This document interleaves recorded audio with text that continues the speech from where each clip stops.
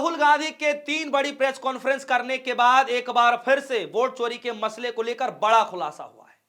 और यह खुलासा कहीं और से नहीं बल्कि महाराष्ट्र से हुआ है।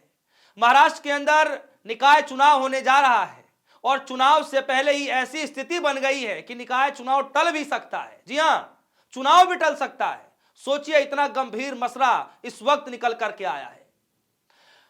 वोटर 1 करोड़ हैं, जिसमें 11 लाख फर्जी वोटर पाए गए हैं। और यह आंकड़ा मेरा नहीं है, यह आंकड़ा DS4 न्यूज का नहीं है, यह आंकड़ा कांग्रेस पार्टी का नहीं है, विपक्षी पार्टियों का नहीं है। यह आंकड़ा खुद एक सर्वे में पाया गया है। एक बड़ी मीडिया ने इस पर सर्वे किया है। मैं ये भी आप सभी को बतलाने जाऊंगा, लेकिन उससे पहले मैं आपको बता दूं कि राहुल गांधी बार बार यह आरोप लगाते रहे हैं और कहीं ना कहीं से इसकी सत्यता अपने आप निकल करके आती है, लेकिन चुनाव आयोग कुछ नहीं कहता है। यह थोड़ा सा गंभीर है। खैर, महाराष्ट्र से एक खबर निकल करके आ रही है मुंबई से कि नगर निगम जो निकाय चुनाव है उसमें देरी की जा सकती है, रुक भी सकता है, टल भी सकता है। आपको याद होगा कि महाराष्ट्र के अंदर में सरकार की तरफ से जब विरोध प्रदर्शन करने की अनुमति भी नहीं मिली, उसके बावजूद भी जब विपक्षी नेता सड़क पर उतरते हैं, लाखों की संख्या में लोग उतरते हैं, तो सब कोई हैरान हो जाता है कि सोचिए, जब अनुमति नहीं मिली तो इतनी भीड़ आ गई वोट चोरी के खिलाफ। अनुमति मिल गई होती तो पूरा प्रदेश के अंदर चक्का जाम हो गया होता। यह तस्वीरें उसी समय की है। याद है आपको, जितना ट्रक की साइज होता है उतने बड़े साइज में पहाड़, पेपरों का पहाड़, वोट चोरी के खिलाफ जो सबूत होते उसका पहाड़, वोटर लिस्ट का पहाड़। खुद शिवसेना पार्टी के लोग, उद्धव ठाकरे, आदित्य ठाकरे, सभी बड़े नेता वहां मौजूद होते हैं।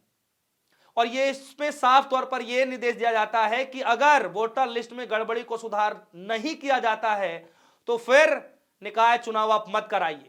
पहले आप वोटर लिस्ट में शुद्धिकरण कराइए, फिर आप निकाय चुनाव कराइए। उस वक्त यह बात कही गई थी और आज देखिए ऐसे हालात हो गए हैं। खबर यह आ रही है कि टल सकता है निकाय चुनाव, चुनाव टल भी सकता है। जरा देखिए खबर में क्या है, और खबर मेरी नहीं है, खबर आज तक की है। खबर में क्या लिखा गया है, मुंबई वोटर लिस्ट में मिले चौंकाने वाले आंकड़े, 1 करोड़ वोटर में 11 लाख डुप्लीकेट एंट्री, टल सकता है निकाय चुनाव। जी हां, चुनाव भी टल सकता है, ऐसी स्थिति हो गई है। आगे खबरों में क्या कुछ है मैं आपको बतला दूं, लेकिन उससे पहले मैं आपको बता दूं कि कांग्रेस पार्टी ने बकायदा इस खबर को सुनने के बाद जब ये रिपोर्ट आई तो क्या कुछ कहा मैं आपके सामने रखने जा रहा हूं। लेकिन उससे भी पहले जरा ये देखिए, द क्विंट का ये खबर है और इसी के आधार पर ये सब कुछ खुलासा हुआ है। Maharashtra local body poll 600 plus voter in 2 coaching institute in Nanded. अब दोस्तों इसमें यह बताया जा रहा है, देखिए इसके नीचे जस्ट लिखा हुआ है कि 600 plus voter link to coaching institute, यानी 600 वोटर ऐसे हैं दोस्तों जो 2 इंस्टीट्यूट से मिल रहे हैं। सोचिए, और उसमें जो खुलासा हुआ, कांग्रेस पार्टी ने क्या कुछ कहा मैं आपको बता दूं, लेकिन इसमें देखिए खबर में और लिखा गया है कि 3000 plus without address concern over voter list integrity in Nanded. यानी कि 3000 यानी 3000 से ज्यादा वोटर ऐसे हैं जिनके पते गलत हैं, किसी में 0 है, किसी में डैश है, किसी में कॉमा है, किसी में NA लिखा हुआ, इस तरीके से लिखा हुआ है।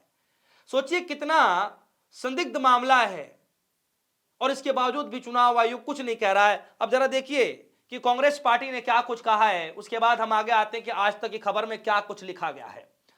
महाराष्ट्र में स्थानीय निकाय चुनाव होने हैं और बीजेपी सरकार वोट चोरी करने की साजिश में जुटी हुई है, कांग्रेस पार्टी ने कहा है।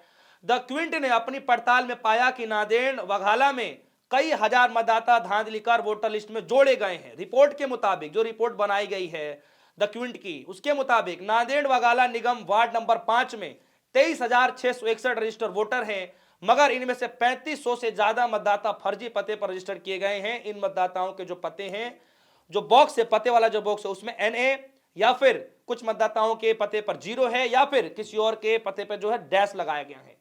बताइए पते कैसे हो सकते हैं, क्या है इनका असली प्रूफ, असली पते क्या है? चुनाव आयोग कुछ नहीं कह रहा है दोस्तों। अब आगे देखिए, इसमें कोचिंग सेंटर के पदाधिकारियों ने बताया कि ये छात्र यहां नहीं रहते और न ही कभी ये छात्र संस्थान परिसर में रहते थे। ये छात्र आसपास किराए के मकान में रहते थे जो अब यहां से चले गए हैं, लेकिन फिर भी उनका नाम वोटर लिस्ट में है। और किस तरीके से है यह आपको समझने की जरूरत है। इससे यह साफ होता है कि महाराष्ट्र में चुनाव के दौरान फर्जी तरीके से नाम जोड़े गए थे और अब वोट चोरी की गई थी। राहुल गांधी की लगातार वोट चोरी के सबूत अब देश के सामने रखे जा रहे थे, लेकिन चुनाव आयोग जवाब देने के बजाय फिजूल की बातें बनाते रहा है। मैं आपको बता दूं कि राहुल गांधी ने एक बार नहीं, दो बार नहीं, बल्कि तीन तीन बार पूरे देश के सामने, मीडिया के सामने बाकायदा प्रेजेंटेशन देते हैं, खुलासा करते हैं, लेकिन जवाब देने की वजह आप देखिए कि हर जगह से ऐसी तस्वीरें निकल करके आती हैं, लेकिन फिर भी राहुल गांधी पर ही उल्टा दबाव बनाया जाता है, राहुल गांधी को उल्टा ही उनकी बातों में फंसाया जाता है। ये सोचना बड़ा गंभीर हो जाता है, क्योंकि ये मसला सिर्फ कांग्रेस पार्टी से जुड़ा हुआ नहीं है, ये मसला सभी प्रदेश के जो कह लीजिए कि जो पार्टियां हैं, जो उनके जो बड़े नेता हैं, मुख्यमंत्री हैं, जिन जिन प्रदेशों में विपक्षी पार्टियों की सरकार है, वो सभी इस तरीके के आरोप लगा रहे हैं।